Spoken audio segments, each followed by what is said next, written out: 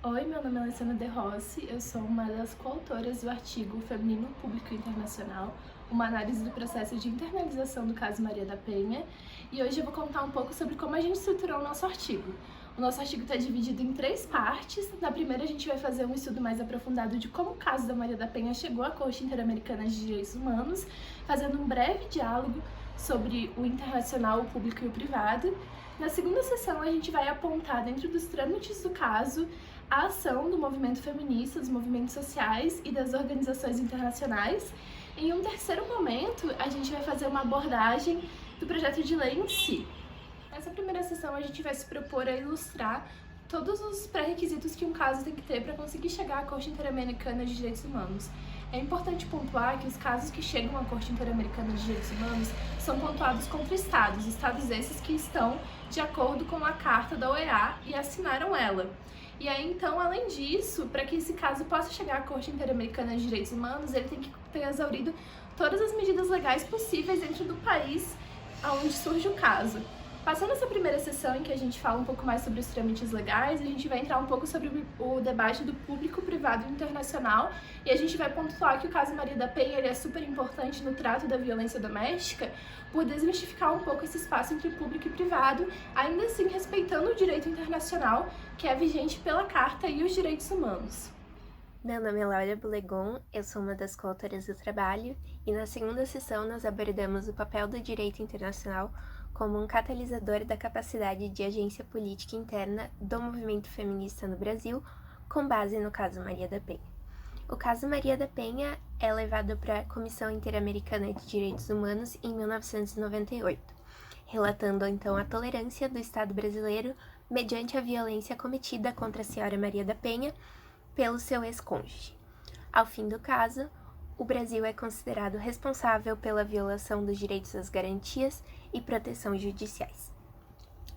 Mas os desdobramentos do caso não acabam após essa decisão. Ela apenas dá início a um processo de internalização das recomendações realizadas pela comissão em forma de normativas legais.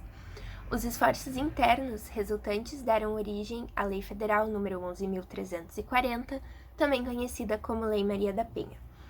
demonstrando, então, o papel ativo do direito internacional na quebra dos padrões de violações sistemáticas de direitos humanos pelos Estados. A decisão da comissão serve como um catalisador para a movimentação do movimento feminista nacional, que adquire, mediante a legitimação, com base na decisão jurídica por parte de um órgão internacional, a capacidade de interagir com atores essenciais do poder político e, ao mesmo tempo, pressionar esses atores. A atuação anterior e póstuma do movimento feminista brasileiro resultou na adoção de uma perspectiva feminista dentro da própria redação da lei,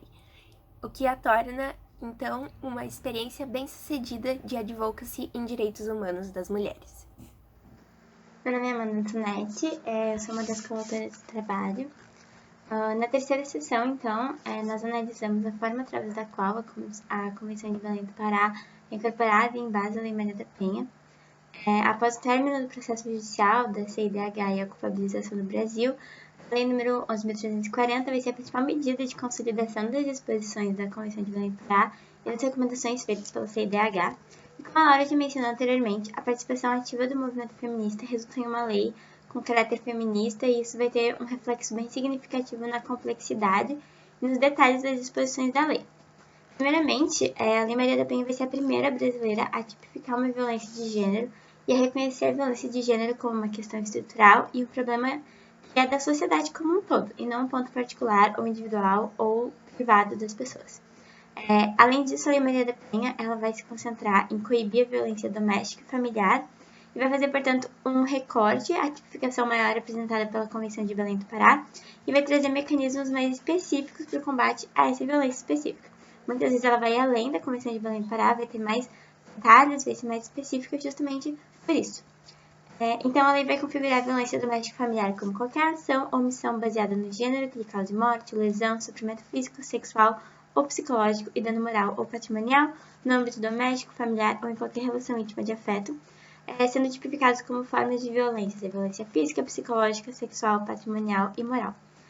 Além disso, a lei coloca o direito de viver uma vida livre de violência como direito humano basilar, relacionando então essa legislação às demais direitos humanos e a todo o papel que eles desempenham no nosso arcabouço jurídico.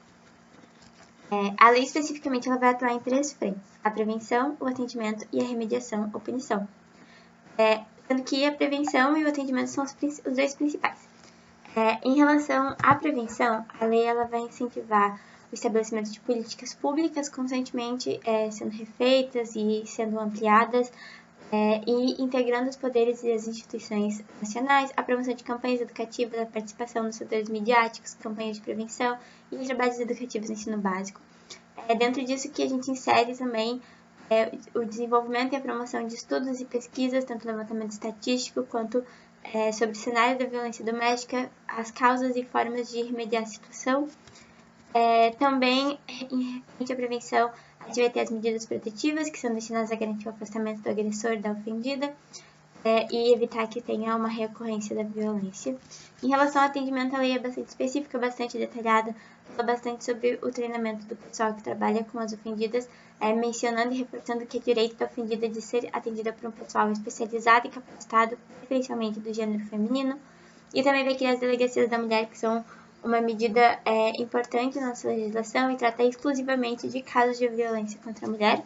E também a questão do atendimento multidisciplinar, que a lei vai criar os juizados de violência doméstica e familiar contra a mulher, e vão contar com uma equipe multidisciplinar de atendimento à ofendida, composta por profissionais das áreas psicossocial, jurídica e de saúde, e também que é voltado não só para a mulher, mas para toda a família, principalmente para as crianças e adolescentes que também estão envolvidos e vulneráveis nessa situação. E em relação à punição, a lei vai colocar então a questão de uma pena de 3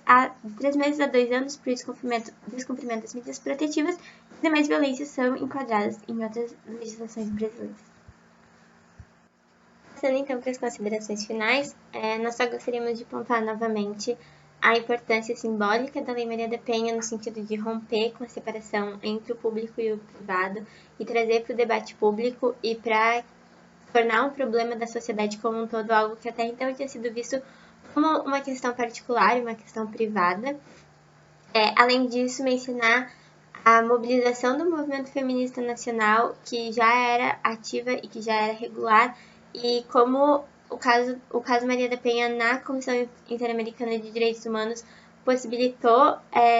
ampliar essa mobilização e trazer o movimento feminista para dentro dos órgãos de poder nacionais, tanto no legislativo quanto no executivo, e possibilitar a participação delas durante todo o desenvolvimento da Lei Maria da Penha, que resultou nessa lei complexa, ampla e detalhada que nós temos hoje, e que é um importante instrumento de luta pelos direitos das mulheres e de luta contra a violência contra a mulher. E por último também nós gostaríamos de destacar que inegavelmente temos tido um grande avanço e temos tido um grande progresso no sentido de garantir os direitos das mulheres, em garantir uma vida livre de violência, mas ainda há bastante obstáculos a serem ultrapassados, há bastante melhorias a serem feitas para reduzir esses números, principalmente com novas situações que vêm se colocando, como por exemplo a pandemia de Covid-19, e que essa é uma luta que não findou ainda, que precisa avançar e que precisa seguir adiante